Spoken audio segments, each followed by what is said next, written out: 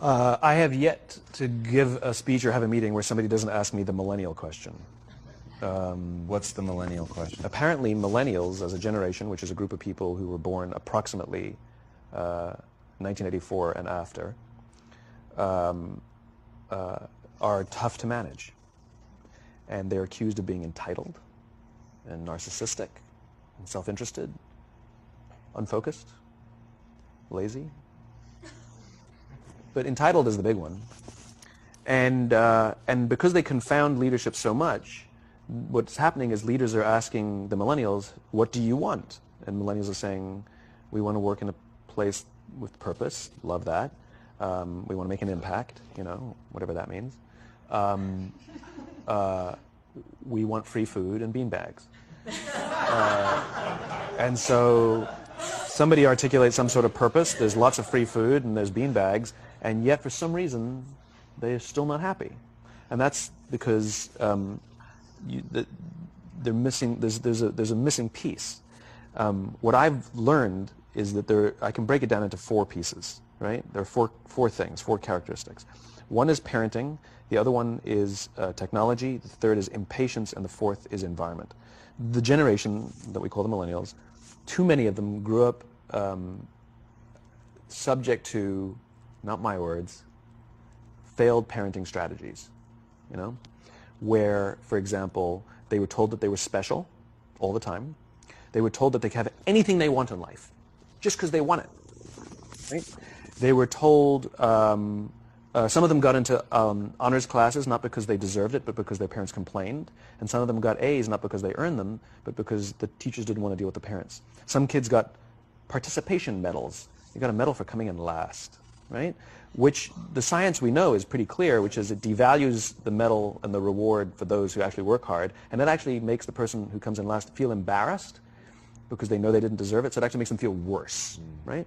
So you take this group of people, and they graduate school, and they get a job, and they're thrust into the real world, and in an instant, they find out they're not special, their moms can't get them a promotion, that you get nothing for coming in last, and by the way, you can't just have it because you want it, right? And in an instant, their entire self-image is shattered. And so you have an entire generation that's growing up with lower self-esteem than previous generations. The other problem, to compound it, is we're growing up in a Facebook, Instagram world. In other words, we're good at putting filters on things. We're good at showing people that life is amazing even though I'm depressed, right? And so everybody sounds tough, and everybody sounds like they got it all figured out. And the reality is there's very little toughness, and most people don't have it figured out. And so when the more senior people say, well, what should we do? They sound like, this is what you got to do. And they have no clue, right? So you have an entire generation growing up with lower self-esteem than previous generations, right? Through no fault of their own. Through no fault of their own, right? They were dealt a bad hand, right? Now let's add in technology. We know that engagement with social media and our cell phones releases a chemical called dopamine. That's why when you get a text, it feels good, right? So, you know, we've all had it where you're feeling a little bit down or feeling a bit lonely, and so you send out 10 texts to 10 friends, you know, hi, hi, hi, hi, hi, because it feels good when you get a response, right? Right? It's why we count the likes. It's why we go back 10 times to see if my Instagram is growing slower, did I do something wrong? Do they not like me anymore, right? The trauma for young kids to be unfriended, right? Because we know when you get it, you get a hit of dopamine, which feels good. It's why we like it. It's why we keep going back to it. Dopamine is the exact same chemical that makes us feel good when we smoke, when we drink, and when we gamble. In other words, it's highly, highly addictive, right? We have age restrictions on smoking, gambling, and alcohol, and we have no age restrictions on social media and cell phones, which is the equivalent of opening up the liquor cabinet and saying to our teenagers, hey, by the way, this adolescence thing, if it gets you down.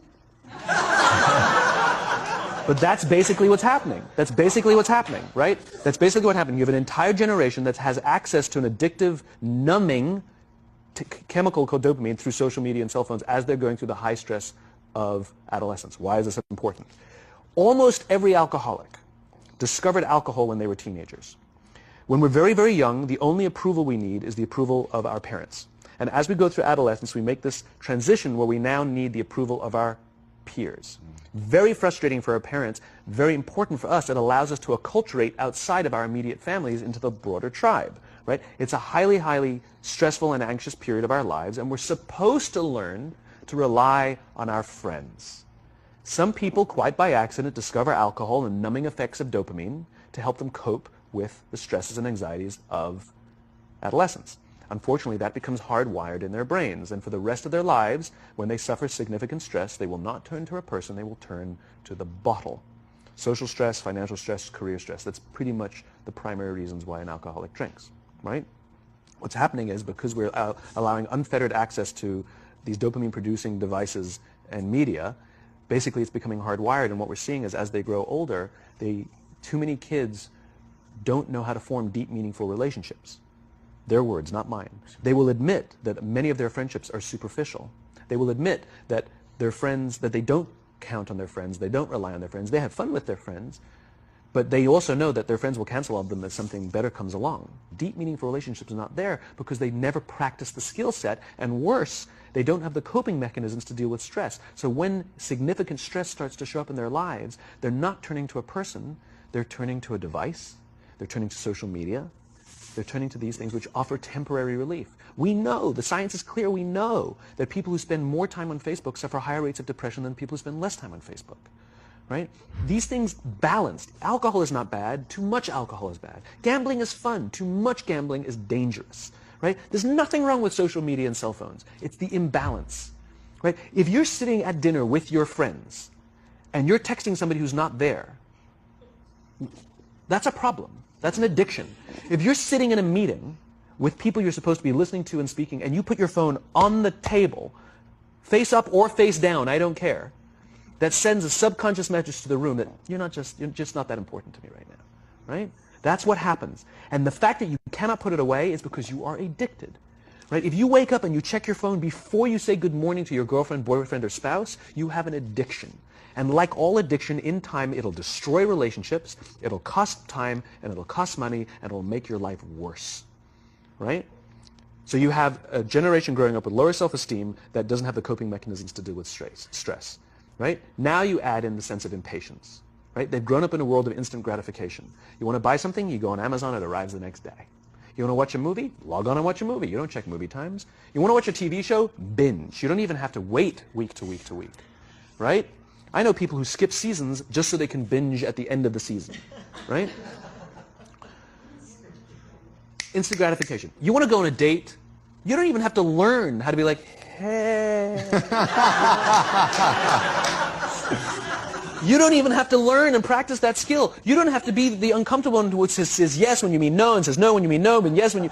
You don't have to swipe right. Bang, I'm a stud. Right? You don't have to learn the social coping mechanisms, right? Everything you want, you can have instantaneously. Everything you want, instant gratification. Except job satisfaction and strength of relationships, there ain't no app for that. They are slow, meandering, uncomfortable, messy processes. And so I keep meeting these wonderful, fantastic, idealistic, hardworking, smart kids. They've just graduated school. They're in their entry-level job. And I sit down with them and I go, how's it going? They go, I think I'm going to quit. I'm like, why? They're like, I'm not making an impact. I'm like, you've been here 8 months. You know? It's as if they're standing at the foot of a mountain and they have this abstract concept called impact that they want to have in the world, which is the summit. What they don't see is the mountain.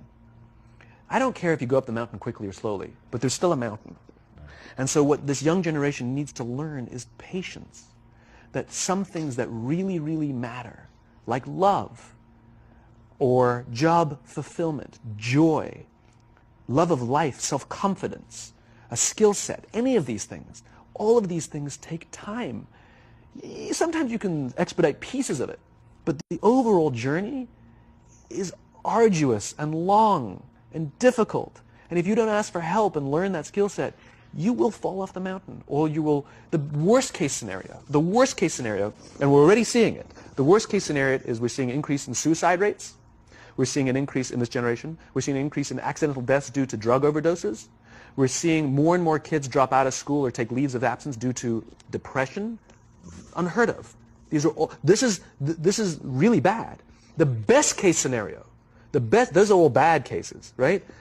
The best case scenario is you'll have an entire population growing up and going through life and just never really finding joy.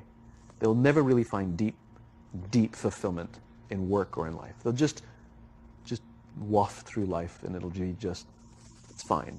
How's your job? It's fine. The same as yesterday. How's your relationship? It's fine. Like that's the best case scenario. Which leads me to the fourth point, which is environment. Which is we're taking this amazing group of young, fantastic kids who were just dealt a bad hand. It's no fault of their own. And we put them in corporate environments that care more about the numbers than they do about the kids.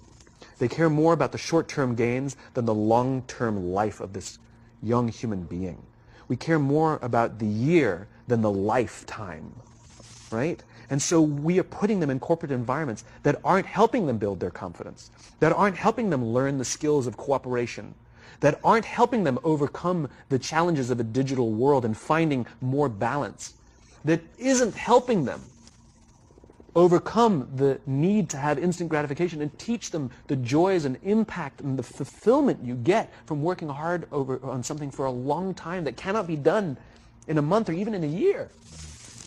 And so we're thrusting to them in corporate environments, and the worst part about it is they think it's them. They blame themselves. They think it's them who can't deal. And so it makes it all worse. It's not. I'm here to tell them it's not them. It's the corporations. It's the corporate environments. It's the total lack of good leadership in our world today that is making them feel the way they do. They were dealt a bad hand, and I hate to say it, but it's the company's responsibility. Sucks to be you. Like, we have no choice, right? This is what we got, and I wish that society and their parents did a better job. They didn't. So we're getting them in our companies, and we now have to pick up the slack. We have to work extra hard to figure out the ways that we build their confidence. We have to work extra hard to find ways to teach them the social skills that they're missing out on. There should be no cell phones in conference rooms. None. Zero. And I don't mean the kind of like sitting outside waiting to text. I mean like when you're sitting and waiting for a meeting to start, this is what we all do. We all sit here and wait for the meeting to start. Meeting starting? Okay. And we start the meeting. No, that's not how relationships are formed. Remember we talked about it's the little things? Relationships are formed this way. We're waiting for a meeting to start and we go, how's your dad? I heard he was in the hospital. Oh, he's really good. Thanks for asking. He's actually at home now. Oh, I'm really glad. It was really amazing. I know, it was really scary for a while. That's how you form relationships. Hey, did you ever get that report done? Oh my God, no, I didn't. I'll help you out. Can I help you out with that? Really? That's how trust forms. Trust doesn't form at an event in a day. Even bad times don't form trust immediately. It's the slow, steady consistency. And we have to create mechanisms where we allow for those little innocuous interactions to happen. But when we allow cell phones in conference rooms, we just, okay, have the meeting. And then my favorite is like when there's a cell phone there and you go like this, you go. It rings and you go. I'm not going to answer that. But, Mr. Magnanimous, you know. When you're out for dinner with your friends, like I do this with my friends. When we're going out for dinner,